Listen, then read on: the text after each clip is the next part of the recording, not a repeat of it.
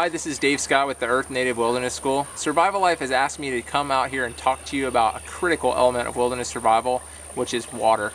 You know, as human beings, we can only go 3 days without water, whereas we can go up to 40 days without food. It's one of the most important things to address when you're either lost in the woods or if there was ever any breakdown in purified water sources in your area. So it's just so important to be able to understand where to find water, how to purify it and get clean drinking water, or how to filter it. All right, so let's talk a little bit about finding water. If you were lost in the woods and you needed to find water, I mean, the first thing you would need to do is, you know, just probably wander around and explore a little bit. But little drainages or rainwater drainages often lead into creeks, and creeks often lead to rivers. So if you find water, areas where water is naturally draining, you can follow the drainages downhill often into larger and larger drainages, and that can be a good way to find water. Also keying in on plants that like to grow near water. So for example, cottonwood trees is a big one. Also willows like to grow near water, and then there's a lot of aquatic plants. Here in Texas, we have a lot of like rock cliff faces, and you can often see water is seeping out those cliff faces.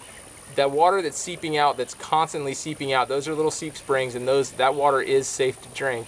What you want to look for in a seep spring in versus a rainwater runoff situation or some type of creek is aquatic plants that are growing on a cliff face that need constant water. So look for that. And oftentimes those are just dripping, and you need to get some type of container to catch it in. Even in the desert, you can often find water in really slot canyons or really deep canyons. Usually those canyons are formed from water running through them over many thousands of years. The deeper a canyon is, the less sunlight it gets, and so it could trap rainwater in there for a really long time. Another thing you can do is look in tree hollows. Oftentimes when a tree branch breaks off, the tree starts to rot out and it becomes hollow. And if you can find those tree hollows with water in it, you can often get a significant amount of water out of a tree hollow. So even if you can't find flowing water, oftentimes you can find places where water is actually not that far below the surface. So if you're along a dry creek bed and you find some muddy areas, there's places where potentially, if the ground isn't too hard or too rocky, that you can dig down and find water underground. Your best bet is to find a muddy area along a river or a creek where there's a big bend and it's north facing, so it doesn't get a lot of sun, is an area that the water will stay longer, and that's a good bet.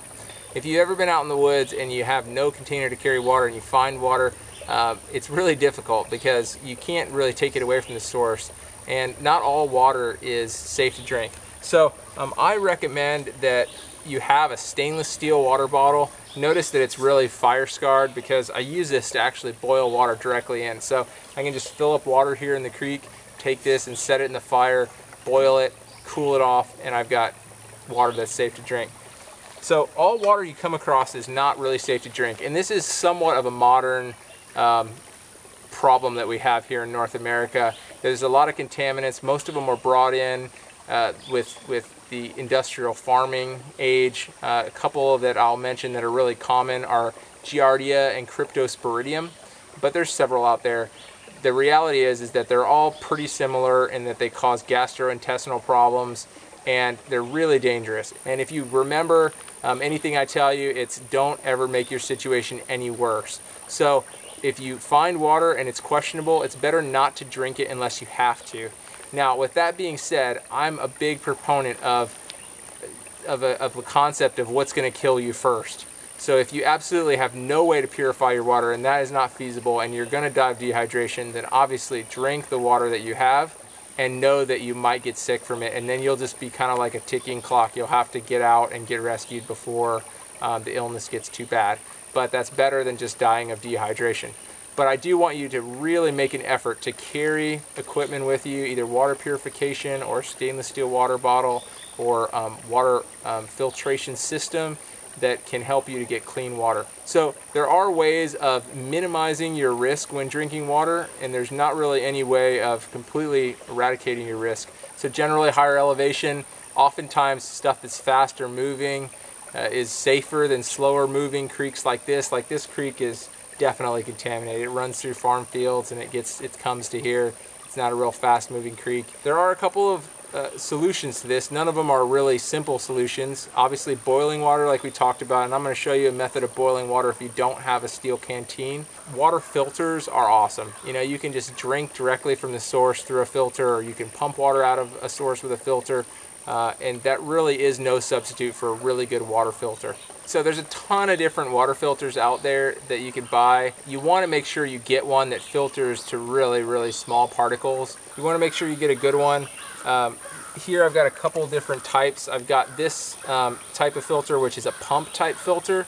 And essentially how this works is you have a tube, you stick the tube in the water. There's a little float on here that keeps it from, you know, sitting in the bottom. So ideally you'd want to be water that was a little deeper than this if you could, and float the float out into the deeper water so that you're not sucking up all the sediment from the bottom. Just pump the water out and it'll just come out of this little spot right here. So it works extremely well. It filters out any, you know, biological contaminants that are in the water.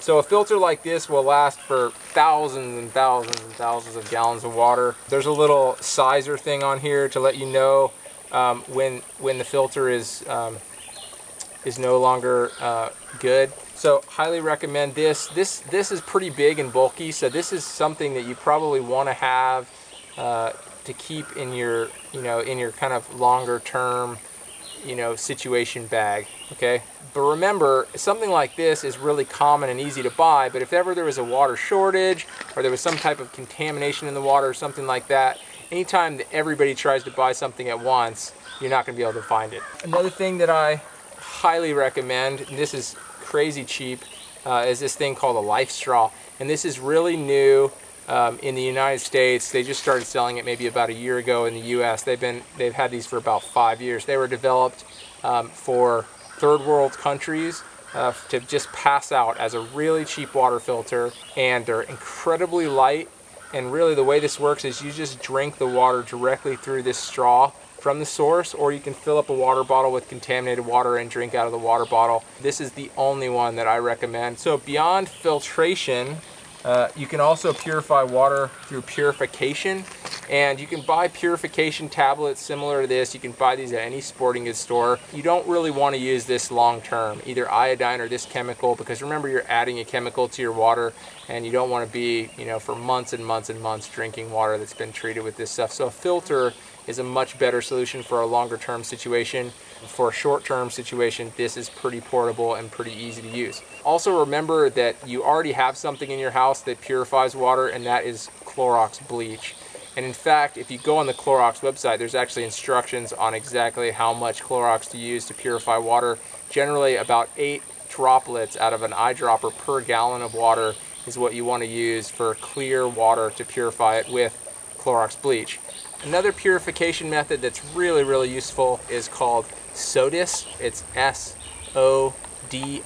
It's basically purifying water with the solar energy from the sun. And you need a clear water bottle. You can also use those light blue water bottles. You can use a plastic bottle, a glass bottle, or even one of those plastic water bags, as long as it's clear. Not like a Camelback bag, but like a clear water bag. And essentially what you're going to do is fill this up and just set it in the sun.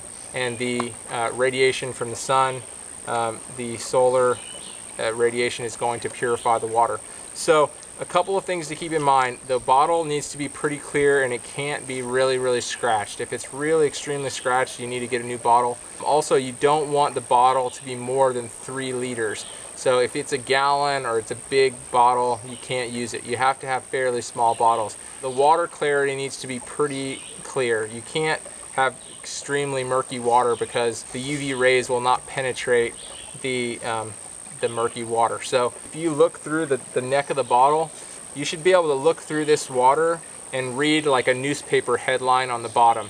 Now I recognize that you might not have a newspaper headline obviously with you, but just know that you should be able to see with that level of clarity. So if the water is really murky, what I would recommend is taking some type of cloth like this bandana and putting it over the top and letting it fill up through the cloth, and that will filter out some of that stuff. Or if there's a little bit of debris or moss or things like that in the water. If the water's pretty clear, like this water's pretty clear, it'd probably be fine to just fill it up. with that, but I'm going to use this cloth just to demonstrate how to do that.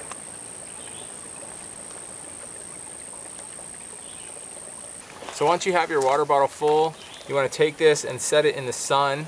It needs to be in direct sunlight for at least 6 hours. So if you have half clouds or less, then you can do double that. Fully cloudy, you really need to let this set for 2 days outside in the direct light. Okay, so you wouldn't want to pick a spot that is going to get a lot of shade during the day. You'd want to pick an exposed area that's going to get sunlight all day long. So just set it down in the sun, come back later and enjoy your water. I want to talk to you a little bit now about a really cool method of boiling water if you don't have any kind of a container that can go in the fire, like a stainless steel water bottle. And that's essentially taking rocks and heating them super hot in the fire and then putting them into a container that can't go into the fire. So I have here a wooden bowl that's been carved out, but also if you had some type of container, even a bucket that you couldn't stick in the fire because it would melt, obviously, you can use this method to boil water, essentially purifying it. So I've put some rocks in the fire and I've got them really, really hot. They've been in here for probably 45 minutes. You want to make sure that the rocks are super hot, otherwise they're not really going to work very well. One word of caution, you don't want to collect rocks directly from a stream bed, or I guess I should say you don't want to collect porous rocks from those areas, because you don't want to have any rocks that go in the fire that have any kind of water trapped in them. Also, obviously, handling hot rocks, you can get really burned, and just going off the rule, never make your situation any worse than it already is. You just want to be extremely careful.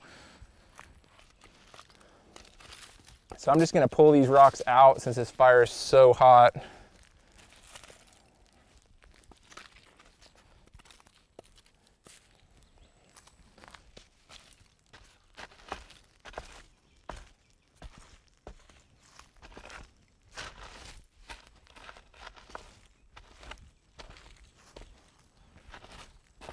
Once you get the rocks pulled out of the fire, you want to use some type of tongs to get them up into the water. It's much easier to use something flat, like these flat tongs, but you can also, make tongs by thinning out a stick and then bending it over, and it's a little bit easier if it has a hinge on it, but mine broke. So once you get the rocks, you just pick them up essentially, and you want to just put them in the water, and you're going to see that the water is going to start to be agitated by the hot rocks right away. And what we're going to do is we're just going to keep adding rocks to the container until the water boils. If we fill the container with rocks and the water's not boiling yet, then we have to start taking out some of the colder rocks and cycling in some hotter rocks.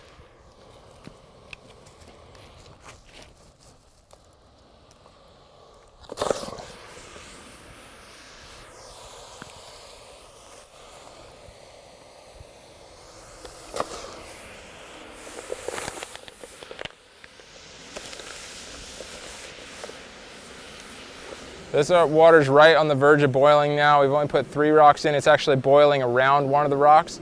Know though that the water can be boiling right around one rock, but not necessarily all the water boiling at once. Now it's starting to get up to a boil actually.